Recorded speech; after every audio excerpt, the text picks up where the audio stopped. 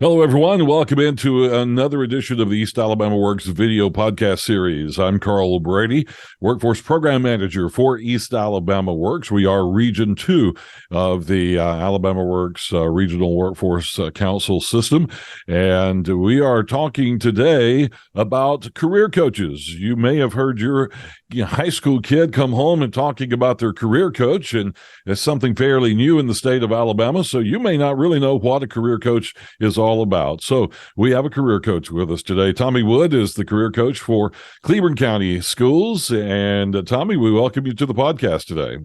Man, thanks a lot, Carl. I appreciate you having me. And that's all you've got now is Cleburne County Schools. Is that right? That's right. That's right. I just have, of course, the two high schools, Cleburne County High School and Ranburne are my two main schools now. And you are a career coach extraordinaire. You're really out there getting it, and you understand your role and what you're doing, and you're working with your schools and the teachers and the administrations and the kids, and you're well known around your system and well respected around your system, and we appreciate that. I appreciate that. Yeah, it's just a blessing, man. It's a great opportunity to impact some lives. It's one of those that I think that a lot of people don't understand exactly what we do, and it's really a different situation in most school systems. So I think that we're kind of what the greatest need is in each school system is what we're trying to do, and that's be there for those kids. And talk a little bit about your role as a career coach. What is your role? What really are you doing when you are working with the students in your schools? Well, my number one goal is to make sure that these kids, when they graduate, they have a plan. They kind of understand that they're going into adulthood, whether they want to go to college, whether they want to go in the military, whether they want to go to work. We want to make sure that we have given them all the options out there, make sure they understand pros and cons of each of the areas, and really just let them have all the information to make the choice that's best for them. That's the number one goal. Now, we start working with them in 8th grade because a lot of the career tech centers have been kind of labeled as a trade school for years gone by, and a lot of parents kind of feel like that's not for their kid. But the thing about it, when you look at these students, they can learn so much at a tech center that they can take into the adult life and really be looking at so many more options as far as careers. So, we start in 8th grade looking at the career tech center, seeing some, credentials and things they could do there. And then as they get older, we look at what they're designed for, what are their interests? What do they really enjoy? And I like to tell them, hey, one thing for those students, find something you love to do and then find a way to make money doing it. And that's really what we do. So we look for interest and, just spend the time working with them. And even if they're going to college, the reason they go to college is to get a career. So, we're sure that they understand that, they have a career interest to do that. So we look at all sides of it. In trying to remove that stigma, we're still working. It's amazing in 2022 and coming up on 2023 that we have to work so hard to remove the stigma of a trade education, of learning skilled trades or going to a career tech program. We still have that. If you're not good enough for college, then we'll slot you into a career tech program. And that's just not the case anymore because when we're talking career tech, we're talking high wage, high demand jobs, and we need everybody in those. It's not just a place to put the ones who aren't qualified for something else. We need the smart kids in career tech as well. Well, I've got a student that graduated 3 years ago, and he's making twice my salary. Then I have 4-year degrees. And he went to a 2-year technical college and then is doing very well for himself. And every time he sees me, he just thanks me for encouraging him to look at the career tech world. And, that is a great need. So, and that's what we tell our students all the time. Look, you want to go into a career where you're going to have options, where you're going to be in high demand. And so many times a certain 4-year degrees are not going to get you there. Sometimes with your hands, and you can do some of the things. And I'm not talking about, working in a dirty mill. I'm talking about computer programming. I'm talking about things that you can go to a tech school and learn how to do, whether you enjoy welding, electrical, so many different things you can do. I know sitting here in the Career Tech Center that I'm at right now, we have health science. And, you can leave as an LPN. Well, I tell all my students that are looking at going in the medical field, what a better way to get started than to come out here and learn all those terms, to learn about how to take blood pressure, get the basics here. And so when you get into nursing school, there's a lot of the stuff that you can just build on. So to me, a career tech center, you can learn so much. And, one thing I like to tell folks too is you may not be interested in automotive, but if you learn how to change your oil and fix your brake pads and do a lot of the things yourself, you can save yourself a lot of money over the next 20 years. And going to a career tech program does not preclude you from going to a four-year college. It's actually a good stepping stone into college. Here in Alabama, we graduate roughly 50,000 students every year. I think the number 60% or so of those students are going to go to a four-year school. And then there's a large percentage of those who don't go back after their freshman year. And if they haven't had some career tech experience, they have no experience, no skills, no training in anything, and they're just kind of lost at that point. So it's a good idea to take some career tech training type programs, even if you are planning to go to a four-year school, because if you have to work your way through college or whatever you have to do, those are skills that no one can take away from you, credentials that you've earned that no one can take away from you, that can serve you well in life, whatever direction you choose. Absolutely. And I'll just take, you and I set this meeting up today, and I had to set it for a specific time because I had to go to our cosmetology department to get my haircut for the holidays. The girl that is planning to go to a four-year school, but she said, hey, I'm looking on the side and during the summer and things like that. Cosmetologists make a lot of money. So they're looking for ways that, hey, you can supplement your income. But any skill that you have coming out of high school, to me, can only help you in the workplace. And here's something that a lot of folks don't understand. We take some of our public in to come in and get their haircut, for example. Well, they're learning those customer service skills. They're learning how to balance the books. They're learning how to deal with the public. And to me, that's something that's lost today. So it's really a skill that they can take no matter what they do after high school. They can use the skills they're learning here every day. Absolutely. And you mentioned starting as early as eighth grade, having those conversations with students about their futures and about careers. And I remember way back in the 80s when I was graduating from high school and heading to college, everybody always told me, don't worry about it. You don't have to make a decision right now. Just take an undecided major. When you get to be a junior or senior, then you can decide what you want to do. And that just doesn't work in today's workforce and today's society. You really need to start thinking about these things because there are well-defined pathways to careers nowadays. So even as early as the eighth grade, you can, even if you're choosing to do something that requires 4 years, there are things you can do throughout your high school years to prepare yourself for that so that you're ahead of the curve when you do graduate.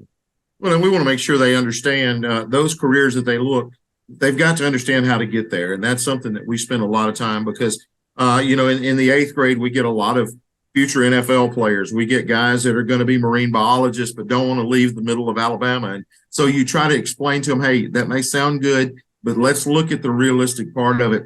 Here are some things you need to be good at. And math is another area, of course, in the state of Alabama, we struggle in. And a lot of folks start looking at careers that rely deeply on math. And I have to explain to them, hey, if that's what your career is going to be, you need to make sure you really are taking the harder math, doing well. Because those are some things that they've got to build that foundation. So we do that in eighth grade. And, I don't expect them to know. And that's what we tell them. Hey, we're going to do these career interests, but I am in no way telling you, hey, this is what you have to be. But we want you to look out of the box. Look for something that your family doesn't do or you haven't seen on TV. Look at some areas that you didn't even know existed. And one thing that I find in my research is a lot of the jobs that are going to be available to my eighth graders right now, we don't even know exist yet. So that's right. An opportunity for them to start thinking, hey, here are some areas I want to go toward. And I'm looking for a general field or technology. We want to make sure that we've got them, to let them know about all the options that are out there that don't exist yet, those that are not in their immediate area. So we kind of just, let them look at all the different careers and do. One of the interesting things about doing these career assessments for these students is, when you look at what they're interested in the eighth grade, and you see a lot of times you see healthcare and things like that up at the top of the list, education, but then you go into the reality of the workforce in the region, and you're looking for what jobs are there out there.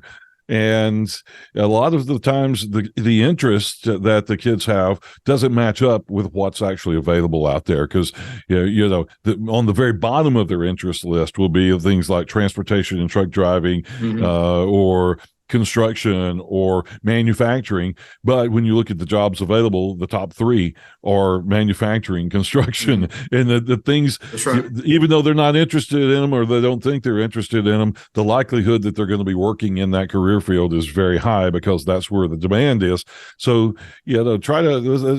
we need to balance out their interest with real information about what the local demand is. And sometimes when they do those interests, that they really just don't know. They don't, a lot of times, and you and I talked about trying to overcome that stigma a little bit earlier. But a lot of times when you mention to your parents, hey, I think I may want to look at working in industry. Well, the industry that they remember is from so many years gone by, when maybe it was not the safest place. Maybe it was not the most well-lit place. It was the dark, dirty industry. Well, now we try to encourage our kids to, hey, let's go to take an industry tour to see these industries are cleaner than the schools that you go to. They're cleaner than a lot of places that you visit. So this is not, the ones that's depicted in Hollywood. So, industry is a much cleaner, much safer place now than it's ever been. And so we try to make sure that those students understand, look, these are not bad careers at all. And plus, if you are driven and you want to, find how you're going to get the most money and be the most productive, then sometimes that industry is the exact way to go. And I like talking about the skilled trades that seem to be forgotten lately. Construction, plumbing, electrical, and those kind of things, those kind of careers out there, because they're in very high demand. The people who are working those jobs are getting to retirement age. They're getting older, and they want to hand those jobs off to someone else. And there's nobody there in a lot of cases to hand those careers and those trades off to.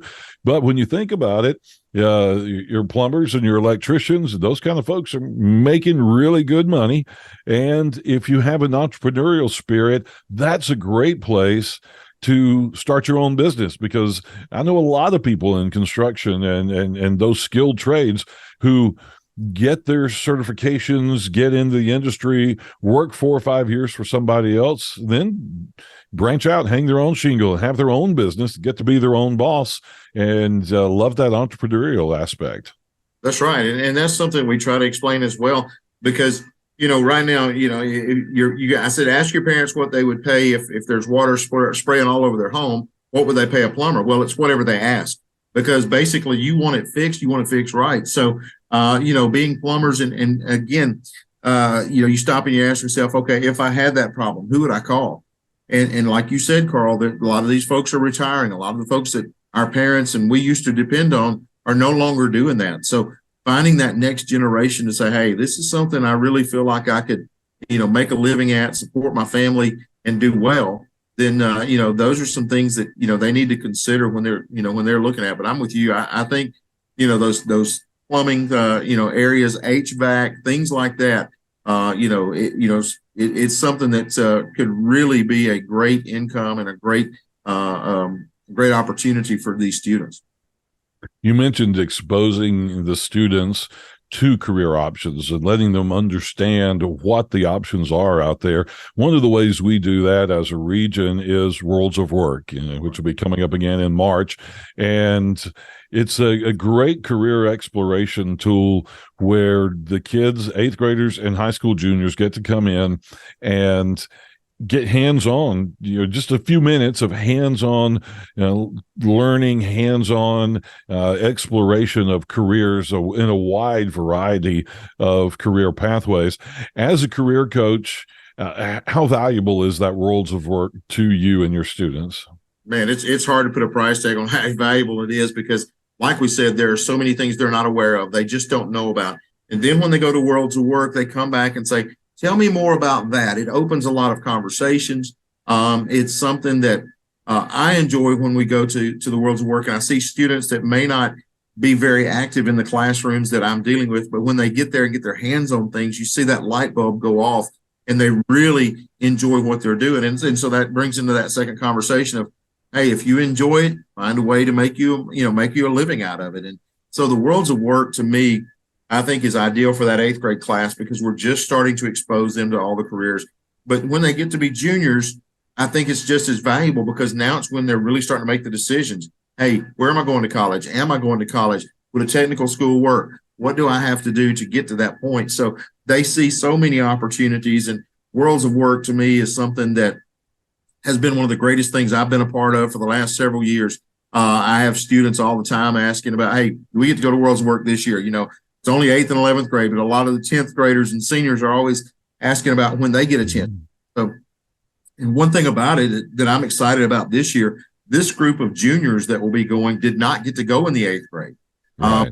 We were shut down with COVID. So they've already been excited about it. They've been talking about it. So it's really been a great thing because this is their first opportunity to see so many, things, whether they're in the medical field world or transportation or the industry. They're going to see so many great things. And so I'm excited for that junior class to get a chance to do this. And again, that's coming up in March of 2023. So everybody can kind of keep an eye out on some more details on that. We're right in our launch period right now for some of our planning, and we'll be asking for volunteers, and all of the world leaders are going to be at this point reaching out to their companies and representatives to be participating. So it's always a big deal that we love being a part of. Talk about some of your other career coaches. There are lots of you around the state. We need more.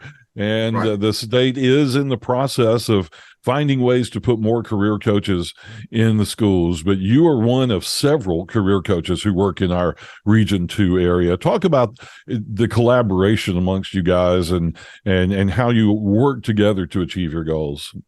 Well, there's so many, and like you said, they're increasing, and now we all have one school system that we work in. The goal eventually is to have, maybe one per high school. They're going to continue to try to increase the career coaches, and we all work together in our region because we face the similar, challenges. We want to know, say from Cleburne County to Gadsden, that's not terrible. There are people that can make that travel. We want to know the industries that are there so that we can let folks know all around our region some different things that are there. So career coaches, I'm blessed to say I'm in the best region as far as career coaches because we have some really great ones. And we are very proactive as far as career coaches because we set up meetings and we get together. We're trying to get together once every 8 or 10 weeks to sit down and look at some things that we're all doing and going through. We have a email that we send out to each other. We all stay together as far as, hey, let's talk about how do you do this? How do you do this? If you've got a presentation that works, tell me how it works. And we all lean on each other to make sure that we're getting the most out of ourselves and also to make sure that we're offering the kids everything we can from mock interviews to job shadow days to making sure that we've gone and told them about every technical school, and we'll do tours and things like that of industry because we want to partner with the industries to say, hey, this is a great place to work. It's a great opportunity. If you want to go straight out of high school, here's how you can do it. If you want to go to a 2-year and then work your way there, here are some things that you can do. So I am just fortunate to be a part of the region that I'm in with the career coaches that we have because I lean on them so much for information and guidance. And we just all work together to try to make sure that we're doing the best we can do. I know people are probably thinking, why do we need career coaches? We already have counselors. We've already got the teachers and administrators. And so what's the difference in what you do and what a counselor does? And why was there a need to add career coaches to school systems? Well, first of all, I'll tell you, I don't see how the counselors do everything they do anyway, because they are just overwhelmed with everything. When you start talking about if they've got 100 students and so many want to go to college, they have to help them with that route. So many have the normal day things that they have to do. But to me, a lot of your counselors, a lot of your teachers, a lot of your people like that, they've been in the classroom, they've gone to college, and then they've gone in the classroom. So a lot of the career coaches, we've spent time in industry, we spent the time in businesses. So basically, we are in touch with the things that these kids are wanting to know about, so we can hopefully, shed some light on that. I want to talk a little bit about some of the generational differences. That's a big discussion right now. There are 5 generations in the workforce now, and you are right there on the ground with the Gen Zers? Is that what the high schoolers now are being called? I think that's what they're called. Yeah. I keep losing track of all the different. It's keeping me young. I'll put it that way. I'm learning a lot of the young terms, So yeah, absolutely. And we hear a lot of negatives about millennials. We hear a lot of negatives about the younger generations. What are your thoughts on that? You're right there, like I said, on the ground with them, in the classrooms with them every day.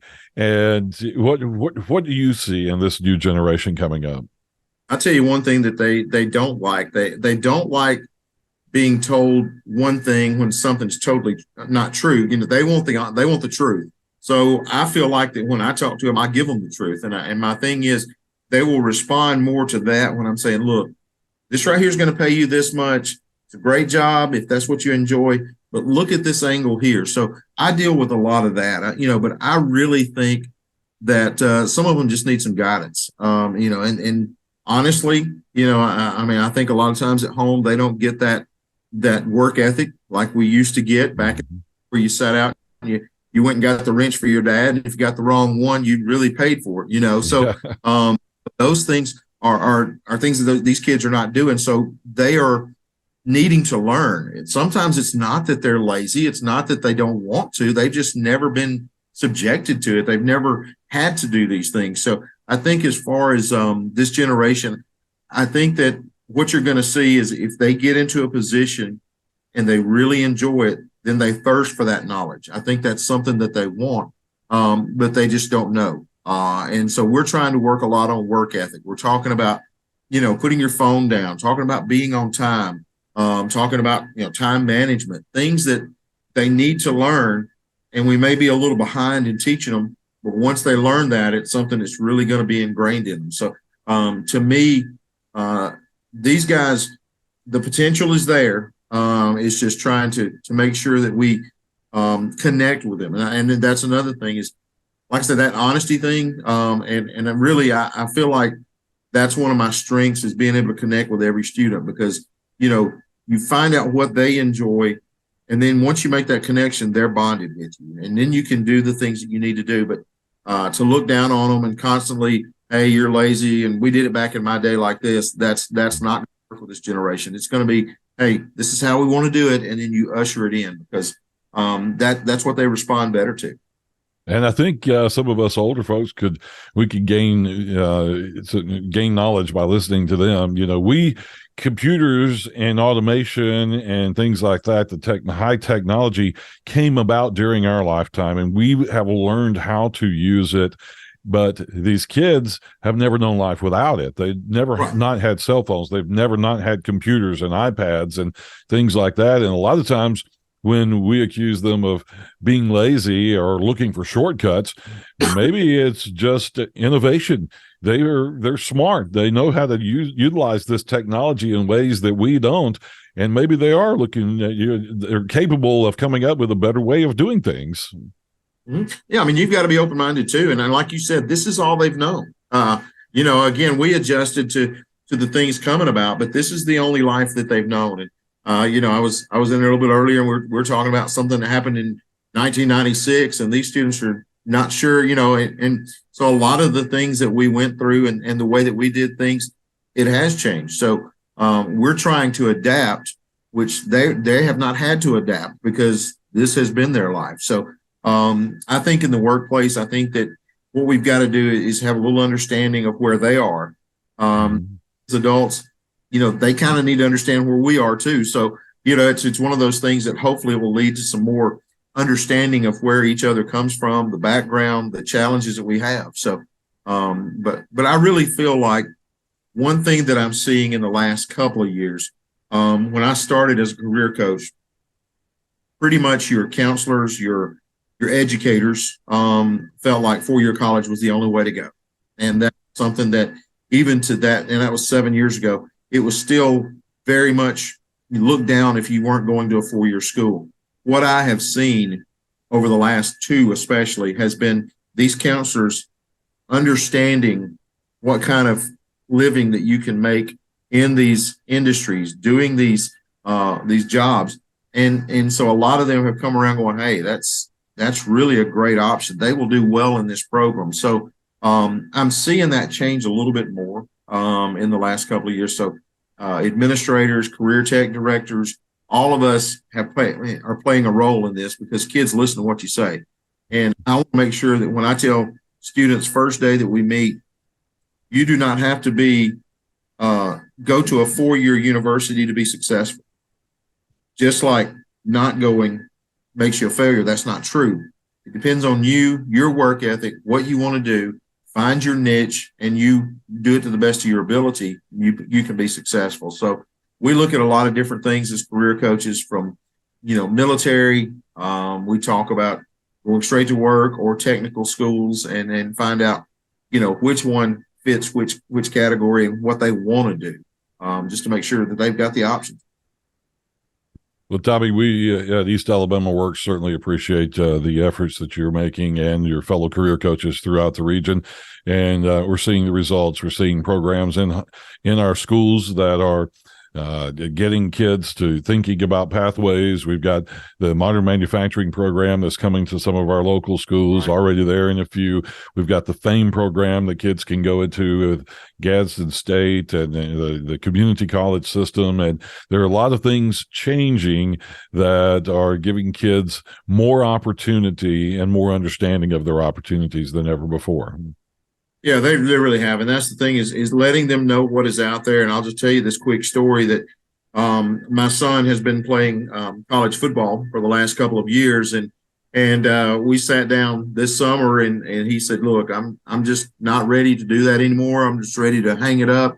So now he is applying for the FAME program and is looking for, because he said, hey, I'm not cut out to sit behind a desk or to stand in front of people and talk all day, but I know I want to work. And he sees the opportunity. He's heard me talk about it.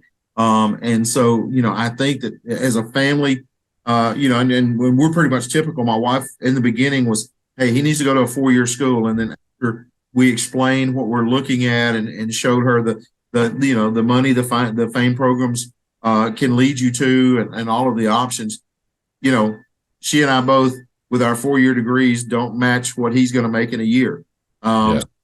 It's a great opportunity. So we're excited for him. And that's the way that I treat all these kids like they're mine. I want them to be successful.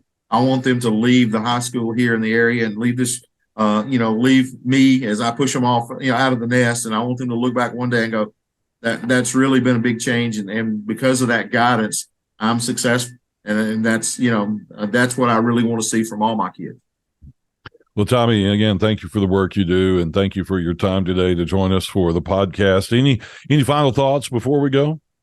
Well, I tell you, again, we appreciate everything that East Alabama Works does for us. And I mean, you didn't ask me to say this in any way, but career coaches, every time we get together, we talk about what we have as far as a support system.